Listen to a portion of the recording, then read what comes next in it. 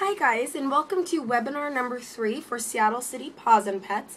I'm Crystal, and today we're going to be talking about pet obesity and the growing problem in America. Now, pet obesity, in my opinion, in America has become such a huge problem because it's kind of mirroring what's going on with humans in America. It's no secret that America is one of the most obese nations in this world, and there's got to be some kind of correlation that perhaps we're missing or perhaps we're overlooking in terms of obesity with our own pets.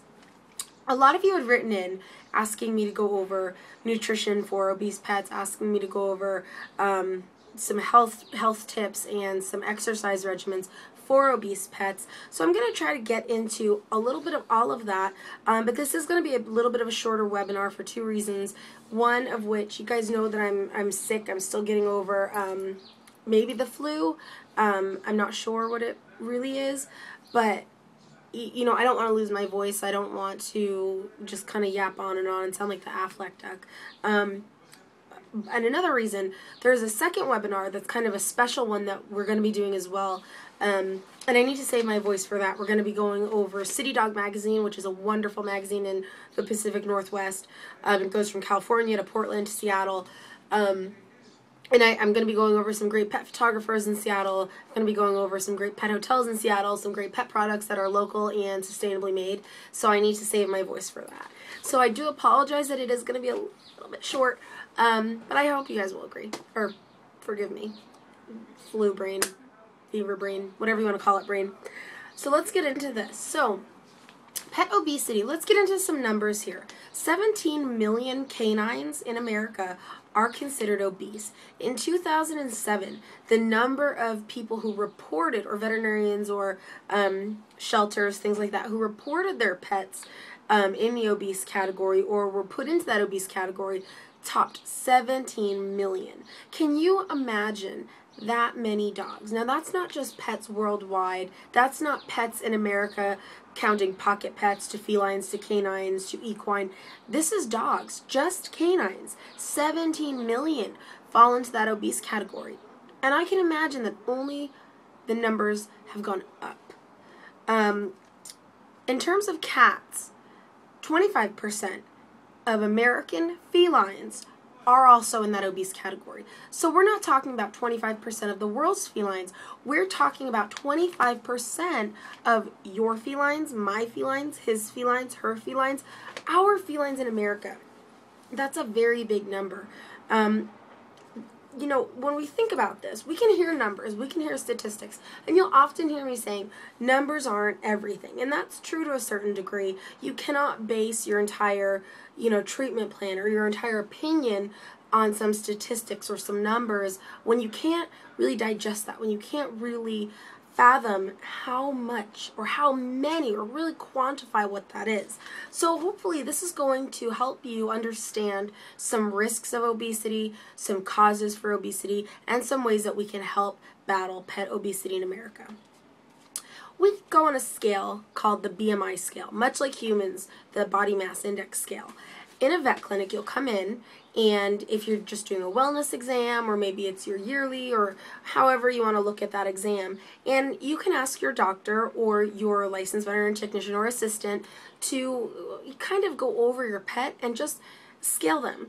The BMI scale in pets goes from 1 to 6, 1 being emaciated, 6 being morbidly obese, and 3, of course, 3, of course, being perfect.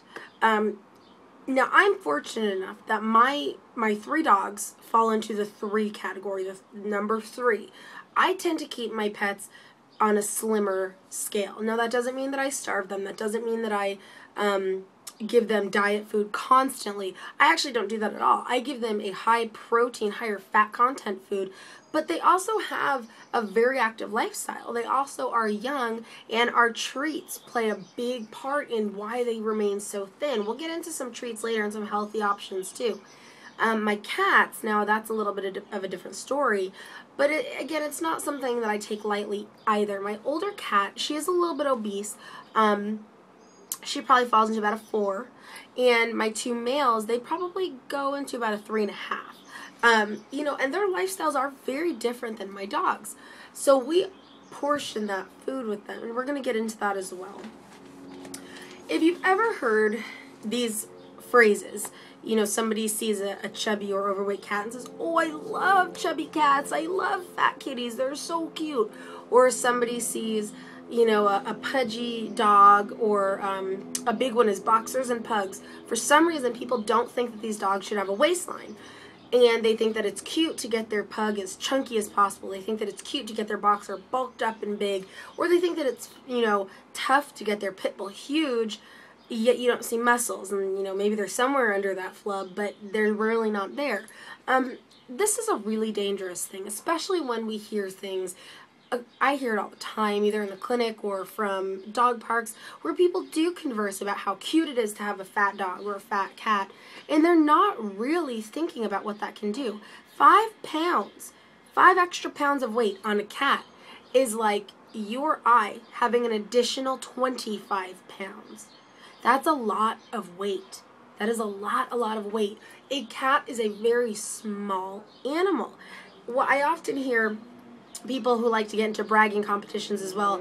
I've seen a 20-pound cat. Well, I've seen an 18-pound cat. That's not a good thing. When has that ever been a good thing? You know what I'm saying? There are cats that are larger cats that, you know, we have certain Bengals. We have certain Sahara cats that have been bred to be a larger framed cat. However, that doesn't mean a fat cat. There is still a perfect weight that these cats should fall into a category of.